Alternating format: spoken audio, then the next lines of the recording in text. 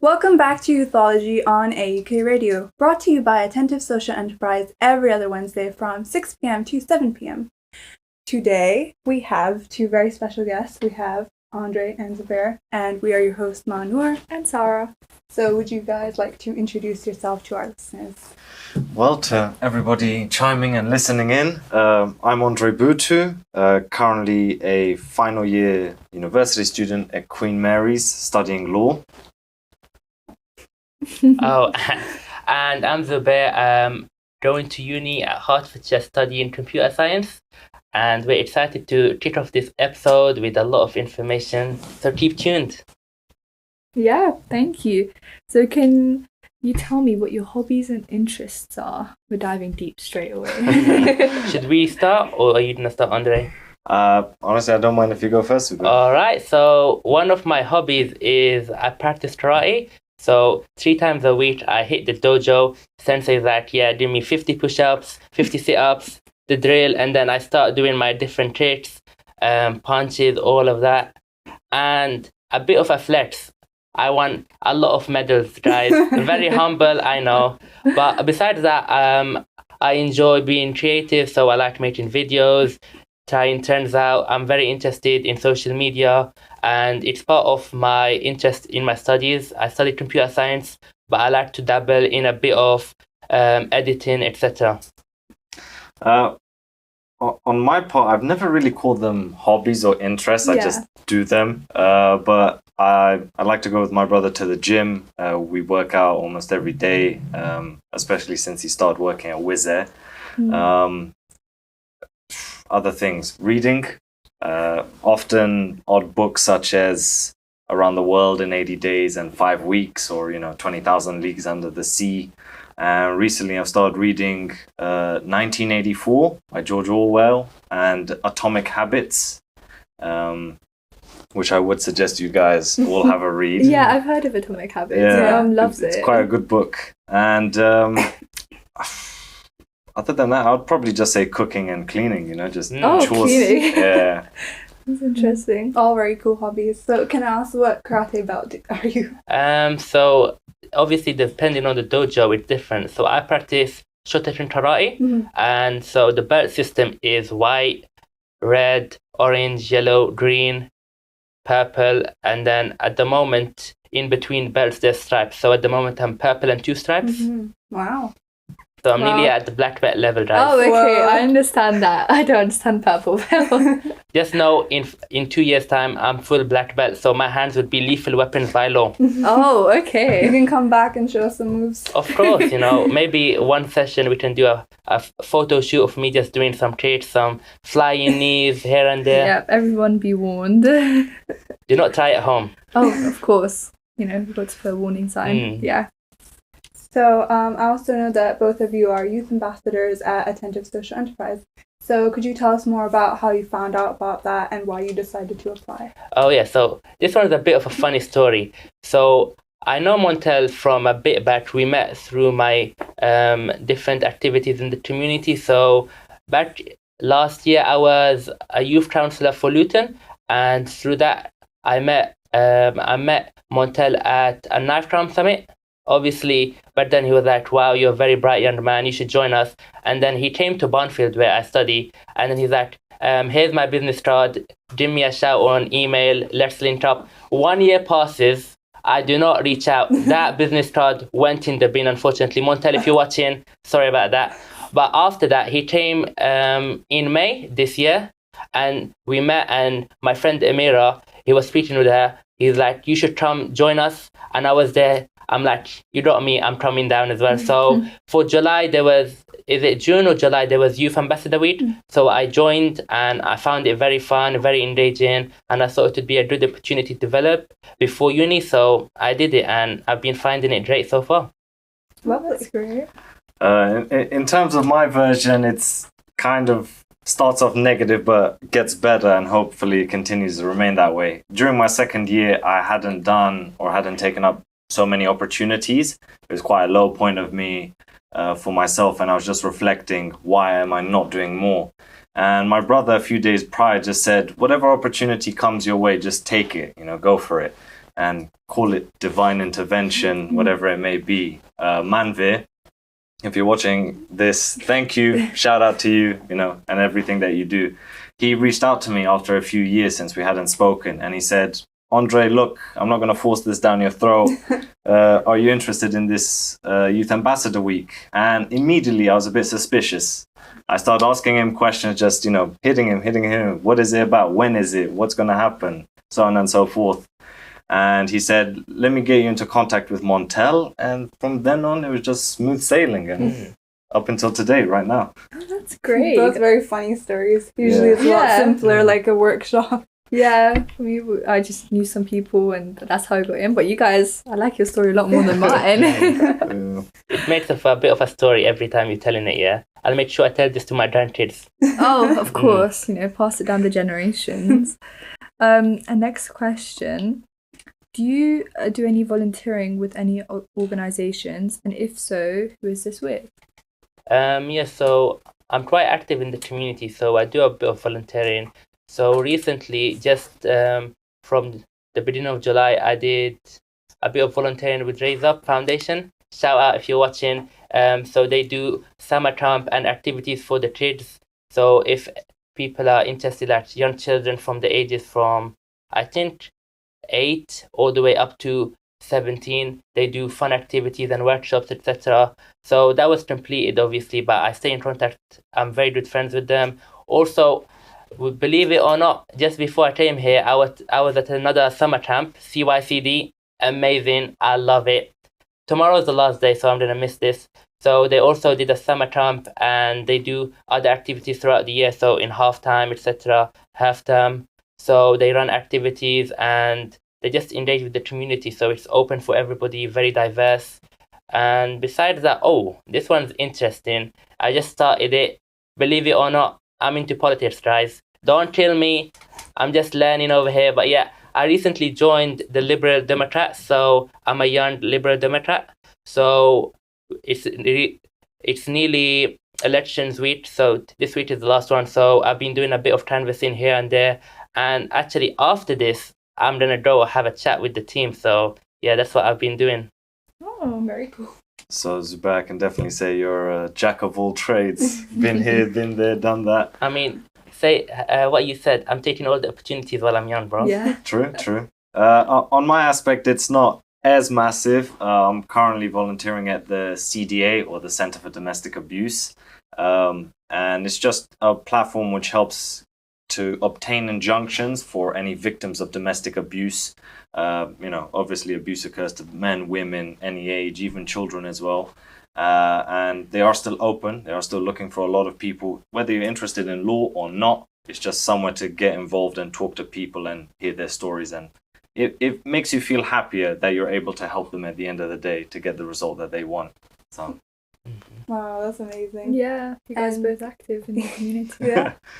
I took part in the Raise Up Foundation maybe like 5 years ago, so it's really interesting hearing about them again. Do you remember Summer? I don't know if he was there back then. I don't think so. Yeah, he's kind of the manager at the moment, so yeah. It's nice. Very cool. Yeah. So how long have you both been with Attentive, and what's something you found the most interesting? So this one, I think we can answer for each other since we joined at the same time. So it was from the Youth Ambassador Week.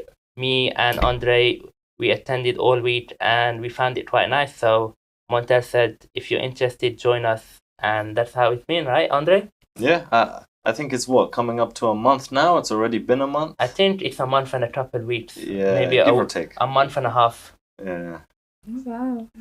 You guys are really active and attentive. I always see your names popping up on the chats. It's lovely to see you. Mm-hmm. We'll try not to bomb the chat too much and know, just keep spamming. It's good. Andre, every It's time Montel good. drops one of the police reports, we're like, oh no, this is horrible. Yeah, they need to do something You really about this. dissect it all. It's interesting to read. It really is. Yeah. I learn a lot. Honestly, it's depending on your interest. So I know me and Andre are interested in the police, so that's why we're a bit more active. But there's always other aspects such as like video making, etc., which is in the other group chats. I know we have so many, so it's very hard to handle them all. Yeah. Okay, I've got a kind of a deep question. Something you guys got to think about. So, At Attentive, our mission is to engage, educate, and empower, building cohesion and encouraging communities to work in harmony. What does that mean to you personally? Andre, this is all yours. Let me think about it. Yeah, I can take point on this one. At first, to a lot of people, it's just a bunch of words. But it's what people need to understand about it is we are all different and the same. We are the same in terms of that we are humans and that we are people, but we're all different from our walks of life, our history, where each of our journeys have taken us. And part of this community and cohesion is learning from one another, just hearing, which side of the globe you come from. And we often educate each other by doing this. Attentive, being at the center of it all, just teaches everybody about everything that they know and can. And I think it's a wonderful thing that it's A, always expanding, and B, there's always something new to teach and something new to learn and to help. Yeah. That's a very amazing answer, Andre. I'm going to be honest, I won't be as elegant and as smooth as you, but I'll give it a shot. Adding on to what Andre said, obviously, we know Luton is a very diverse community. We have Pakistanis, Asians, Africans. I'm African, guys. Shout out Africans. But yeah, it's very diverse. There's Japanese people, people from Thailand. It's a very wide community, and the amount of languages are spoken, it's like 10. That's what I've heard. There's like 10 languages spoken in just Luton, which just shows the amount of diversity there is. And then when you think about it, there's a lot of racism and hatred going on around the world. And what I think Attentive does, it brings those communities together and it shapes them into something bright. It showcases the best in each community and culture. And obviously, I have many different friends and I always like to learn about their cultures and vice versa. So I think it's quite nice for Attentive to showcase this, especially in the upcoming event which they're working on, which is showcasing Luton's history through fashion, which is going to be a very interesting aspect to see how it's created and produced. Definitely. So Andre, you're on the project planning for that. I am. So what do you have to say about being in that group and just organizing the whole event? I think because it's my first time being on this event, often at times it's just massive. So much is hitting you at once, so you're confused, you don't know where it's headed, what may even happen, the fact that there could just be, tectonic shifts and just alters the entire thing. But I'm viewing this more from a bird's eye view, just kind of participating, but seeing what else happens. And if in case something changes quickly, just to be able to go with the flow and, just be able to help in any way I can. Yeah, definitely. I think a lot of the times with our events, something happens which we don't expect, so it's good to have that flexibility. Of course. Yeah, I agree. Next question. What's one thing you have learned from Attentive that you wouldn't have done in any other role or you didn't know existed? Yeah, I'll go for it this time. So I think Attentive offers a lot of training and learning opportunities. So just from the Youth Ambassador Week, I learned how to do a bit of photography. So that was something I was interested in, but obviously did not have the opportunity to do. So that was the first time I did it. And obviously I loved it. I love posing behind the camera, in front of the camera. I like to do a bit of everything. So obviously I learned all the buttons and dials on the camera and how to delete pictures, go through. And Montel was out here giving me tips on how to pose. Shout out Montel. And yeah, I think besides that, also the different trainings which are consistently held on Mondays and Thursdays, it might be a bit of a handful to handle, but if you get the opportunity to go to each of one, it's always going to be very insightful, very useful for your future development. So that's the best thing about Attentive. It's very formatted and it has a kind of build to it, so you know what's going on consistently. It's not just this is coming up here and there, it's consistent. Yeah. I think adding on Zubair's point with the photography, a large aspect that I do like about Attentive is it tends to have a very kinesthetic or hands-on approach to learning. It's never something that, there's a board up and you just read it as most teachers do, with 90% of the students not processing a single word and just coming out of the classroom being confused. More on to that, it's what I did like as well is just the reinforcement of certain skills I already had. I knew that debating isn't my strongest one, but being able to do the debate that we had on the Friday, that was just fun. It got your blood pumping. It just got you engaged. And Definitely got a bit competitive. it did. But it's what made it so invigorating and so awesome. Yeah. Yeah, I remember being part of that debate a year ago. It was so stressful for me. I never done anything like that before. Yeah, so I understand. So, on a similar point, what's a skill that you've learned in Attentive that you think would apply to maybe like your real life setting outside of Attentive? I think going on the photography, since I'm trying to do a bit of modeling and get into the creative space, I think learning how to use the camera was very useful. And obviously Montel said he's gonna lend me it, so I'm gonna do a bit more practice, So hopefully, if everything goes right, I'll probably be on the front page somewhere, fashionable as ever. Yeah, that's the plan. For me,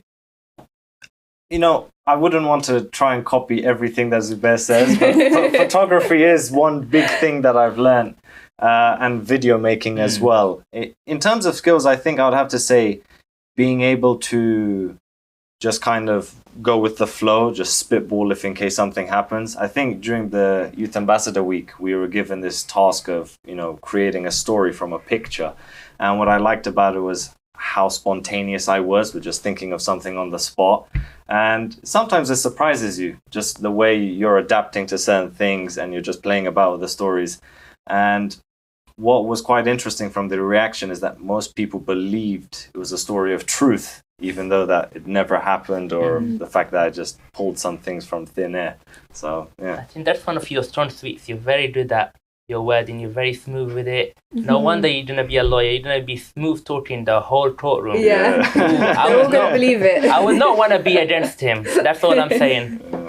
Maybe you can come back on when you've become like an established lawyer. Of course. World of course. famous. A partner of a big law firm. He's going to be representing me, guys. If I'm ever in trouble, I'm calling Andre. Yes, he's going to be everyone's number one Speed call. dial. Andre. Well, let's hope not. We don't want to get in any trouble, I mean, obviously. The law is very interesting because it's not always bad if you're in a courtroom. For example, I might be calling him because I'm trying to sue someone. Oh, and yeah. vice versa. So it's always, there's positives and negatives. Yeah, let's hope it's only for the positives. Yeah. Hopefully somebody stole my work, so I have to call Andre to take it Still, back. that's quite negative. Yeah, it'll be very expensive. Somebody as well. did not go through the right procedures of copyright, etc. So I have to call on my trusty friend Andre to settle the debt. Okay, there's something slightly less negative there. A bit less. So we had a disagreement, so Andre is solving it. There we go. Yeah. Andre can fix everyone's problems, apparently. Andre, the dream fixer. You got a relationship problem? Andre is the man. Okay. Hopefully. Okay, moving on. Let's see. Can you share one of your most memorable moments in Attentive? Why the moment stayed with you, and what did you take away from it? Tough, there's so many. I think the most memorable would be the Youth Ambassador Week that we had. Of course, yeah. That was the most we had in person with everybody at Attentive. So that was quite nice. And my favorite moment from that week, I think it might be the debate. I think that's my favorite because I got to see how competitive everyone was. And unfortunately, I lost in the first round. So I'm trying to have a rematch, guys. Yeah, there'll be another one next year. Oh, hell yeah. Me and Andre are on the same team this time. Just in advance. Round 2, let's get ready. I think we'll be preparing a year in advance, just getting ready. Oh, most memorable.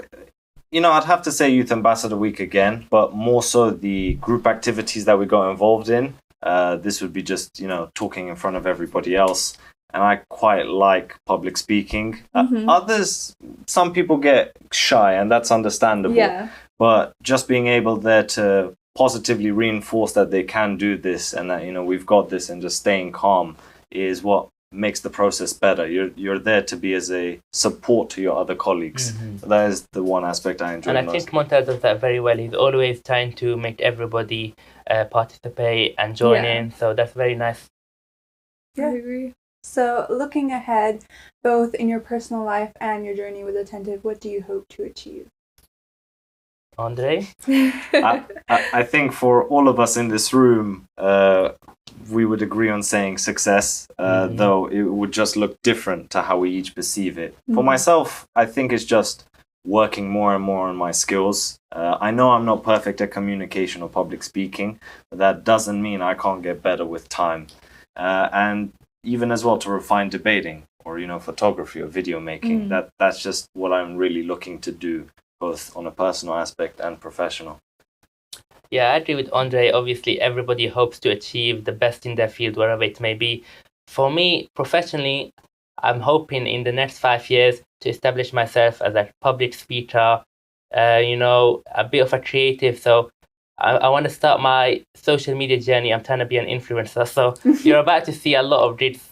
They may be horrible at first, but if you never try, you'll never do anywhere in life. Yeah. And besides that, obviously, I'm going to uni, so I want to be a very good student. I want to get the best results. I want to get the top results in my uni. And obviously, after that, I want to get a good job. And in my personal life, I just want to enjoy my time with my friends. We don't have that much time. So travel the world if I can, eat good food, live life. Yeah, definitely. I think everyone's dream. So, what do you hope to achieve? Oh, wow.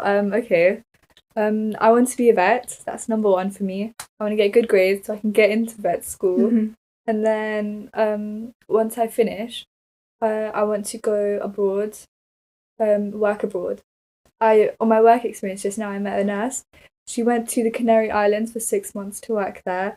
And, it seems fun. I'm going to do that. Yeah. Honestly, on that point, I also would like to do that.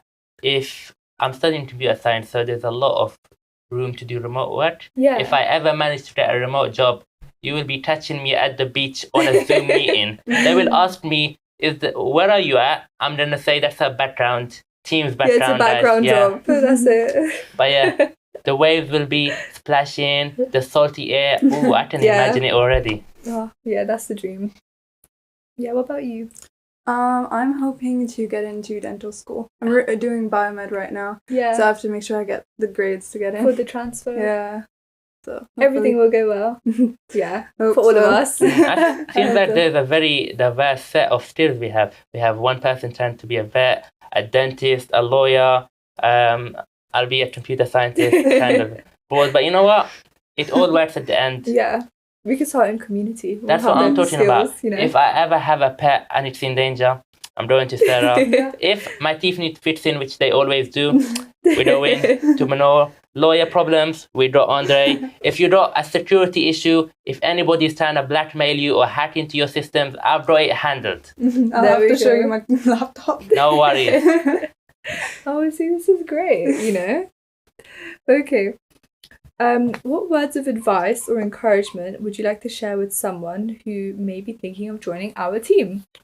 I think not even just joining our team. I think in general, what I would say is always try out different things. If you don't like it, obviously you can always give up. Not give up, that's a bad word. You can always leave. Or the point is always take the opportunities you're given, because obviously we're very fortunate to have these opportunities. There's many people across the world, children who don't even have education. And the fact that we're able to do all of these extracurriculars, we get to speak on such, in the community, we get our voice heard. It's something that's very privileged. So I say take all the opportunities you are given and be greedy with it. Hold them all, bring them in, take as much as you can. Never let anybody tell you, leave some for the rest of them. Because if they were in your position, they would take them as well. Yeah. I think Zubair kind of summarized it perfectly, but I think as a form of advice, what I would say is consider all that is around you. And, it's okay to ask questions about the opportunity if at first you're a bit unsure, or even go and talk to other people that you may know who have participated in it. The worst thing that you can do is having the fear of being too quiet, not doing enough in your life. You should never fear about being too loud. Being loud and open is the thing you need most. You know, you want people to see, you want to be recognized, you want to be appreciated. And I think the best thing you can do is just, like Zubair said, apply to as many as possible. If you don't like them, right, just try and see what more you can do. Yeah. Right? Don't force yourself to stay there. And you know, like as Bruce Lee once said, be like water, my friend. Just flow. I love that. Bruce Lee is a bit I'm a big fan of Bruce Lee, so nice shout out there. So moving on to university applications, do you have any advice for students that might be applying? I think if you already know the subject you want to take forwards, I would just suggest researching universities that fit with the subject. I think a lot of people, what tends to be, I would say what they get wrong or misguided on is that the moment they hear Oxford, some people immediately jump to it. And they realize that, well, you know, they haven't achieved the requirements. It doesn't take on their subject that they want to pursue in. And they're mainly just going there for the notoriety or just the prestige aspect. Yeah.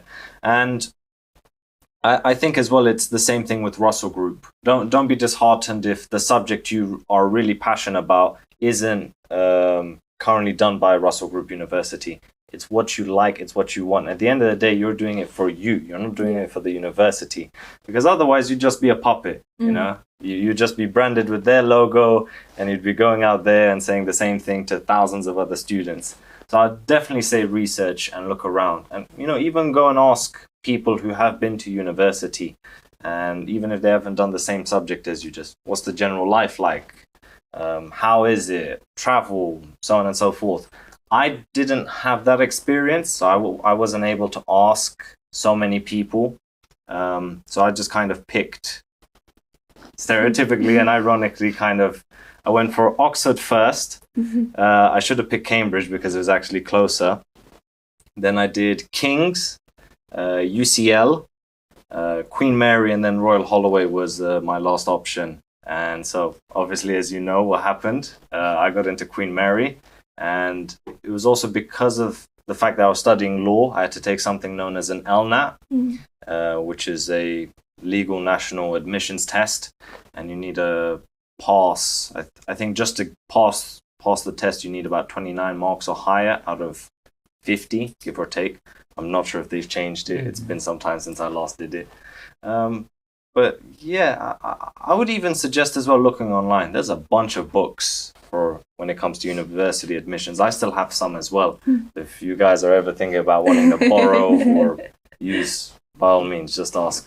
Yeah, I definitely agree with your point on don't be disheartened if you don't get into like a Russell Group university, because there's some degrees where it doesn't really matter which university you go to. This is like particularly important if you're going into like medicine or some sort of healthcare, because the standard for healthcare is kind of the same in every university, so it doesn't really matter which one you go to. Yeah, I think I agree with Andre. Obviously, before you apply for uni, you have to first, depending on what subject you want to study, you have to research, for example, which unis are top 10 in your subject. For example, I do computer science, so I researched, and I think Queen Mary was at 3rd place, and then Hertfordshire was also up there, so they were definitely top 10. So I applied for Queen Mary, Hertfordshire. Bedfordshire was the last option, you know, in case I did not make it. Bedfordshire is a safe spot, so it's obviously very easy to get into. I think I applied for King's, and I did not get accepted I did not have the grades because I did not do some GCSEs because I was out of the country. But yeah, so Queen Mary, I got accepted, but it was a bit of a faraway ride, you know. I need to get on the train. Imagine you're out till 1 o'clock at night and then you go to sleep, you need to wake up at 6 o'clock in the morning. You can't do that.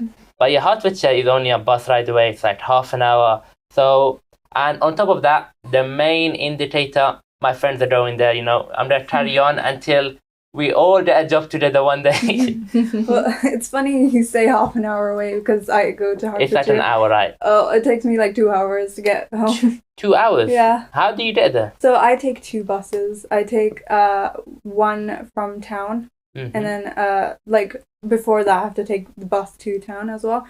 But the buses are like always late. It's not very reliable. I mean, I'm sure the bus from town would be 1 hour maximum from town to it's uni. usually an hour, not less than an hour though. Depends, yeah, especially in the morning in the traffic. Honestly, if my friends, they might be able to drive, I'm gonna be riding with them. I'm not riding on the bus. And my sister also goes there, so two of my sisters go to Hertfordshire. So if they're going on the same day, I will be touching a ride with them for sure. Yes. Yeah, but I think it's a good thing if you can go with your friends. My teacher, even my favorite teacher, he said, because like four of us are going to Hertfordshire, he said if he finds a job, he's joining us, and that would be the best thing ever. Yeah, but that's why I chose the Hertfordshire. It's convenient. My friends are going there. My sisters are going there, so I know the layout of it. And apparently, they had new facilities for computer science, so I'm excited to see that. Oh, that's great. Got a question coming from our university applicant soon. How do you handle like your work-life balance? Like, I know university's quite a lot, especially for law, computer science. It all seems very, very like a lot. I mean, I'm not starting until September, so my yes. first year. So Andre would probably be more he'll give us all advice. The thing is, I haven't been so great with my time management during college and even high school as well. I was just focused on working as much as possible. There were times where I would just sit on a laptop for about 16 hours straight without moving an inch. I liked working. I liked being, let's say I was striving for perfection. I had that perfectionist mentality. And when it came to university, I decided to take it a bit easy. And there were just days where I was working on Sunday, just doing my work up until late at night. I'd then have to pack my stuff quickly, shave, just get ready for tomorrow, wake up at 5 o'clock and then head to uni.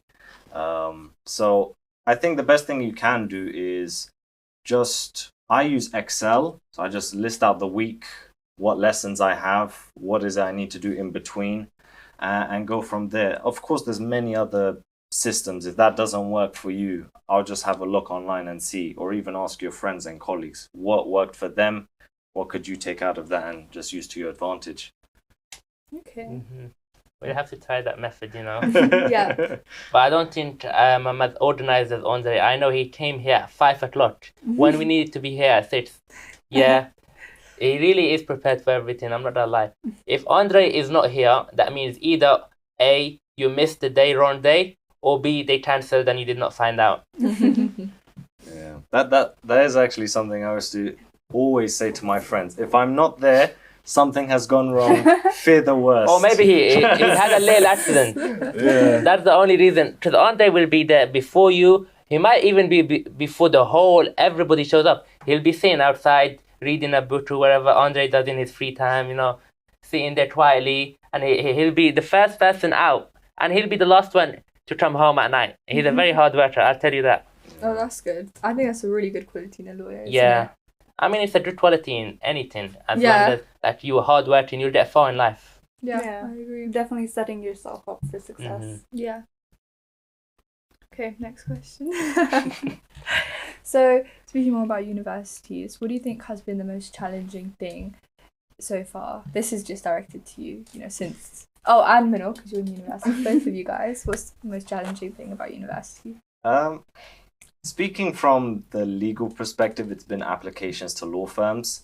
Unfortunately, I believe there's a statistic out there where there's almost a 2% admission rate to law firms. So because it's commercial, it's very competitive. You're going against thousands of students across the country.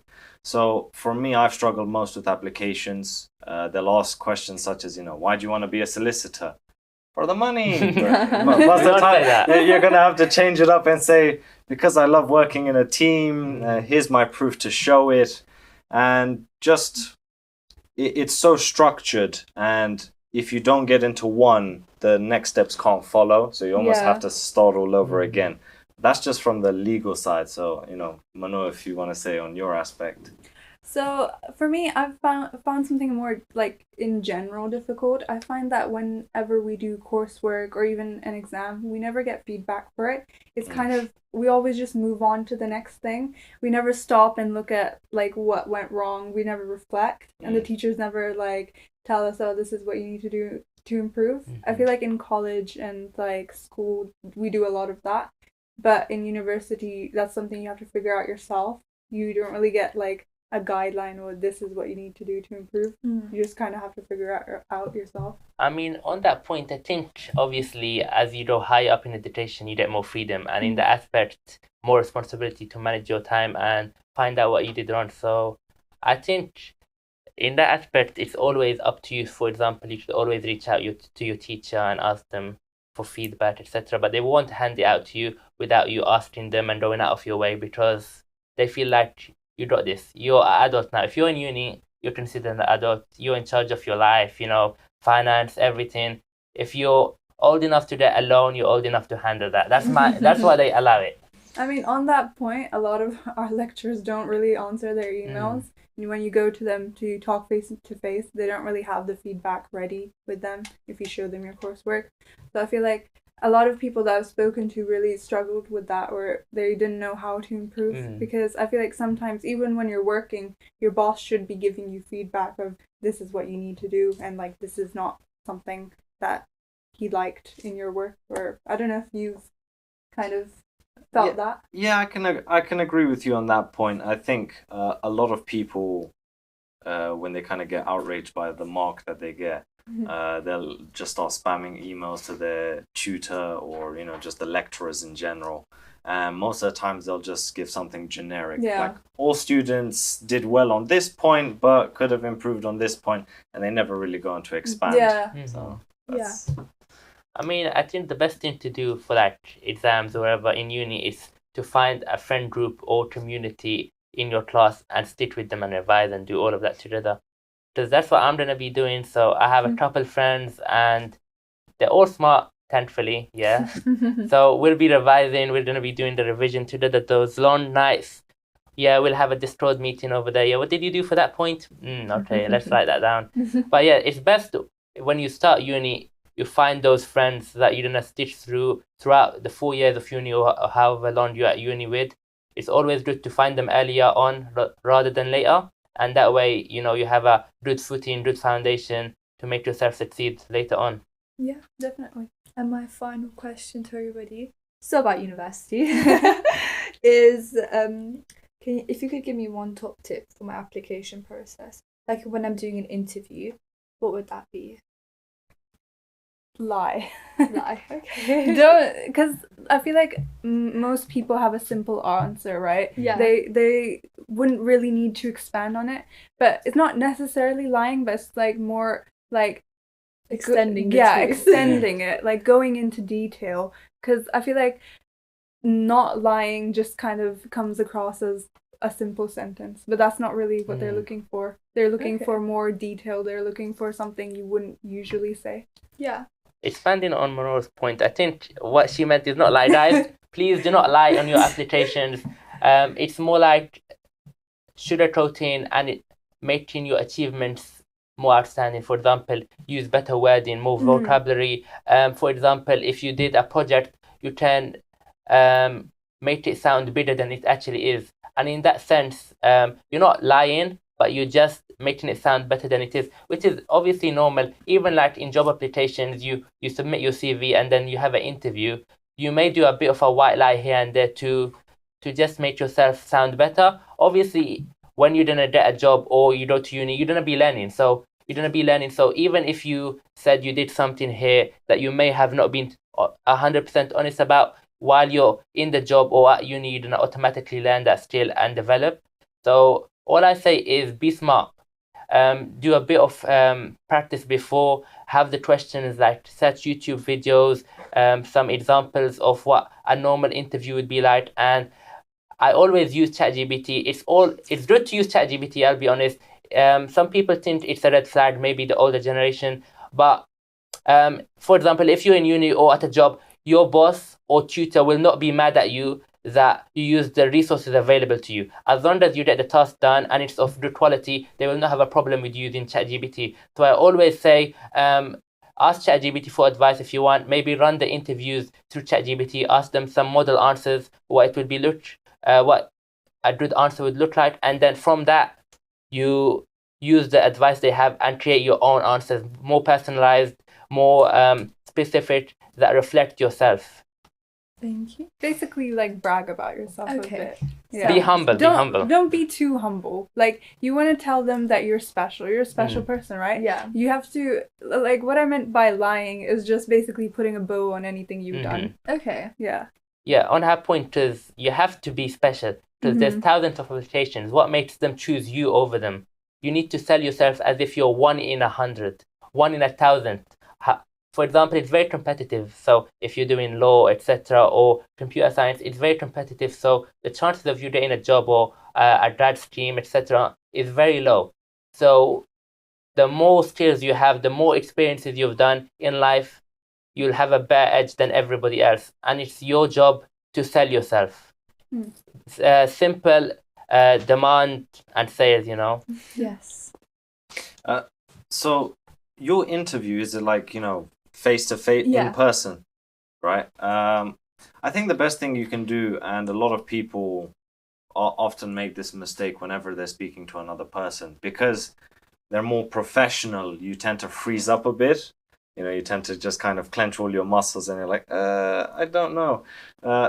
Pause and think. It's a conversation. You're not reporting to a higher authority. It's not like you're going to be punished if you say the wrong thing.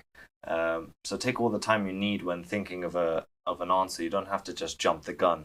The thing is, that interviewer, he wants to talk to a human being.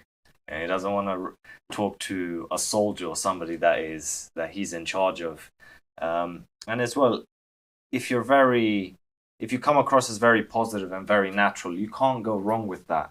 If you smile at them, if you just talk about how passionate you're interested in the subject, you can't really go wrong. I don't know what more I could say. Well, kind of like what Zubair and Manor already have greatly pointed out. You can even look up on questions online and just practice with your siblings or friends if you prefer, and it just helps you get into that rhythm and flow. Okay, thank you. I love all your advice. Help me. I'm sure it's going to help so many other people as well. Yeah, I'm sure you're going to smash it next year. So good luck to your applications and hopefully you get to your dream uni. Yes, hopefully. And finally, to close off the show, if a young person is thinking about joining Attentive, where can they find out more about us and contact us? So Attentive are very active on social media. So they have obviously the Attentive website. If you search up Attentive, instead of 2 T's, there's going to be 10. That's the classic. And on top of that, we have social media. So Instagram, we're always posting over there. And we have a link if they want to reach out or contact us. I think Zubair summed it up perfectly. Website, social media through Instagram and LinkedIn. And even as well, you can just come and see any events that we post and publish. Just attend and be there and meet us. Yeah, definitely. Thank you guys Thank you for having us. Bye. Bye.